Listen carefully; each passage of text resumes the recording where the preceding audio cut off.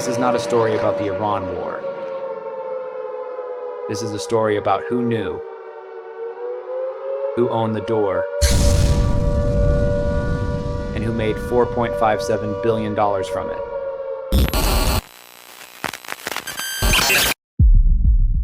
March 23rd, 6:49 a.m.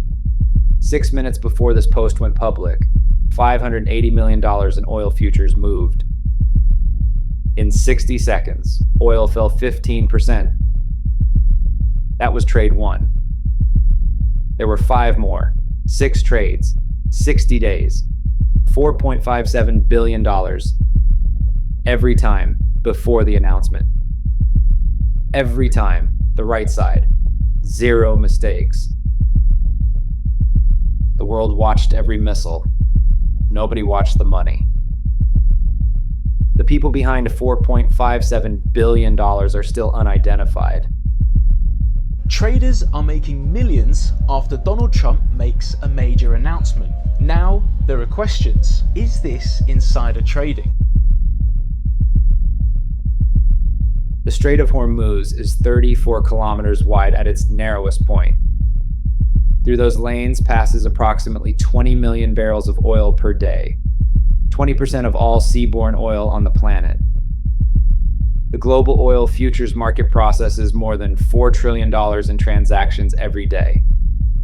The single variable with the most power to move that market in a single moment is a decision in Tehran or Washington about whether those 34 kilometers are open or closed. When Iran closed the strait on March 4th, Brent crude jumped 10 to 13% in hours. It crossed $100 on March 8th. It peaked at $126.41 per barrel. That spike moved into fuel, shipping, food, inflation. It was not the traders paying for it. It was you. In futures markets, leverage runs 10 to 20 times the margin. On $4.57 billion in documented positions, estimated profits ran between $450 million and $900 million in days. The person with advanced knowledge of each announcement needed to be right 15 minutes before everyone else, or 20 minutes, or 1 hour. 6 times in 60 days, someone was. But there was a second instrument operating in parallel, one that didn't need advanced knowledge, because it controlled the asset directly. Starting mid-March 2026, the Islamic Revolutionary Guard Corps installed a toll booth at the narrowest point of the strait. $1 per barrel, payable in Bitcoin, USDT, or Chinese yuan. Every fully loaded supertanker, $2 million per transit, $580 million. The traders in this story needed classified information. The IRGC needed nothing. They owned the door. And once you control the door, you control the price of uncertainty. Every delayed tanker, every panic spike, every insurance increase. Someone absorbed that cost. It was you. At 6:43 a.m. on March 23rd, $580 million in oil futures were sold in 60 seconds. At 6:49 a.m., Trump posted on Truth Social that he was delaying strikes on Iran. Oil fell. Tens of millions, made in minutes. That information only existed in one place before 6:49 a.m. Inside the White House. Trade 2, April 7th. $950 million. Hours before the ceasefire announcement.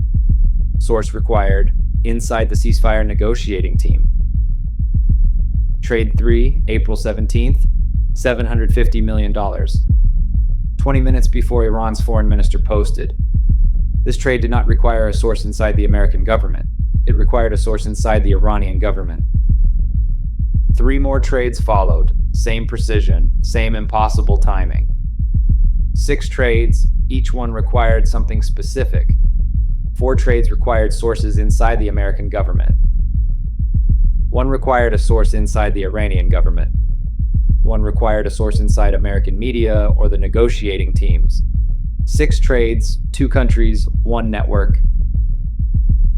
On March 24th, 2026, the morning after Trade 1, the White House Management Office sent an internal email to all staff. The subject line named two platforms, Kalshi and PolyMarket.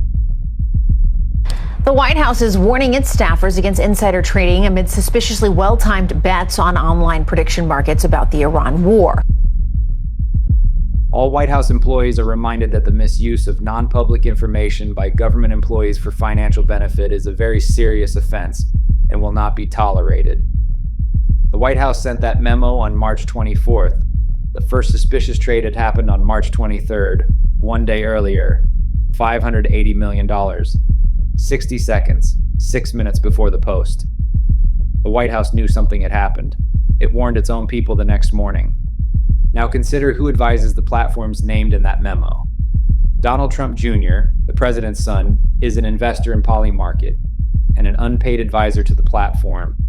He is also an advisor to Kalshi. The president's son advises the platforms where the suspicious bets were placed. CBS News has learned that the White House aides got an email reminding them not to place bets on prediction markets with information that is not public. Now, that warning was sent on March 24th. It came in the wake of an incident that month when there was an unusual spike in oil futures trading. Now, this happened only minutes before President Trump announced he was postponing strikes on Iran's power plants amid ceasefire talks. CBS News. The memo was sent the day after the first trade, not before, after.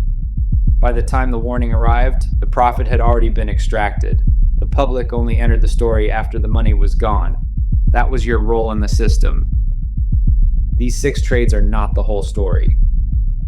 On the night of February 27, 2026, hours before the United States and Israel struck Iran, approximately 150 newly created accounts on PolyMarket placed bets totaling over $855,000 predicting the strike within 24 hours.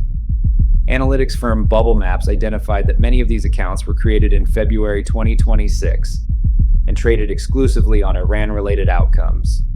One user, trading under the name Magameman, converted $87,000 into $533,000 by betting on the removal of Iran's supreme leader exactly 71 minutes before an Israeli strike killed him. An Israeli Air Force reservist and a civilian were indicted for using classified military information to bet on PolyMarket. They made $162,663, split in cryptocurrency. In January 2026, Gannon Ken Van Dyke, U.S. Army Special Forces, turned $32,000 into $400,000 betting on the capture of Nicolas Maduro using classified military intelligence.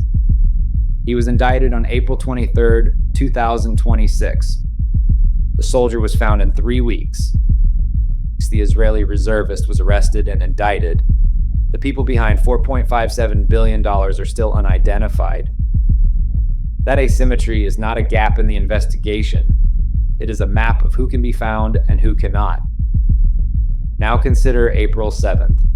At 6:30 p.m. Eastern Time, Trump posted the ceasefire announcement. Earlier that same day, he had threatened on social media, "A whole civilization will die tonight, never to be brought back." Every public signal pointed to war. 0 public signals pointed to ceasefire. And yet, in the hours before the announcement, at least 50 brand new accounts on PolyMarket placed substantial bets that there would be a ceasefire. One account, created 12 minutes before Trump's post, placed $31,908 in bets. Estimated profit, $48,500. Another created the same day, placed $72,000. Profit, $200,000. These were the only bets these accounts ever made. The only actors who knew there would be a ceasefire despite Trump's public rhetoric were the people in the room in Islamabad. That room included American negotiators, Pakistani mediators, and Iranian representatives. The blockchain cannot tell us which room the money came from, but it can tell us that someone in that room was on their phone. There is a 6th actor in this story, one that didn't need to bet on anything. Before this war began, IRGC affiliated foundations controlled more than 50% of Iran's GDP refineries, airports, pipelines, ports. Not a military organization with economic interests, an economic empire with a military arm.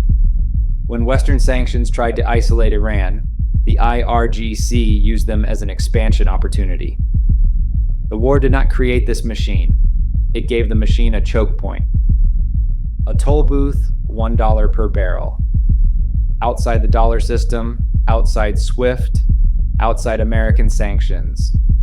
At 21 million barrels per day, $21 million daily, $630 million per month, $7.6 billion annually at full operation.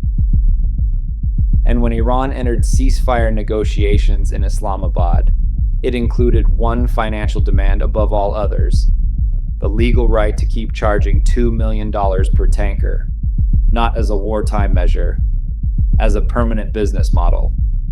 They didn't want the war to end. It wanted the toll booth to become international law. The traders needed classified information. They needed nothing. Meanwhile, the Islamic Revolutionary Guard Corps was looking beyond oil. The Hormuz toll was no longer enough. Then came the extortion plan. 11 submarine internet cables run under the same strait. $10 trillion in daily transactions. The IRGC published a formal plan to charge Google, Microsoft, Meta, and Amazon for passage. Repair rights exclusively Iranian firms. One choke point, two toll systems, oil and data. An organization that profits from the choke point has no incentive to open it. Every day of tension is a day of revenue. Stability makes markets predictable. Predictable markets are harder to exploit, but fear creates volatility, and volatility is where the largest fortunes are made. A soldier who bet $32,000 was found in 3 weeks. An Israeli reservist who bet tens of thousands was arrested and indicted. Someone who bet $4.57 billion across 6 trades on both sides of a negotiating table with perfect timing every single time remains unidentified. That is not a mystery. That is a decision. The Commodity Futures Trading Commission opened a formal investigation. The Department of Justice joined it. Federal investigators demanded the identities behind the trades. 3 of the 6 trades preceded announcements by the president. The president's son advises the platforms where the bets were placed. The Trump administration dropped 2 federal investigations into PolyMarket that had been opened by Biden's officials. The enforcement infrastructure has been reduced by 94%. And the DOJ reports to the President of the United States. The most significant financial crime investigation in American history is being conducted inside an architecture that was built to prevent it from succeeding.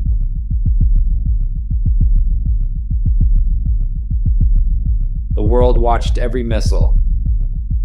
Nobody watched the money. As the ceasefire burns and the Gulf explodes again, the noise is back. But forget the missiles, watch the volume. The market never closed. Most people followed this war for the geopolitics. Now you know who followed it for the margin. Next Blackbox, China didn't fight the Iran war. It won it.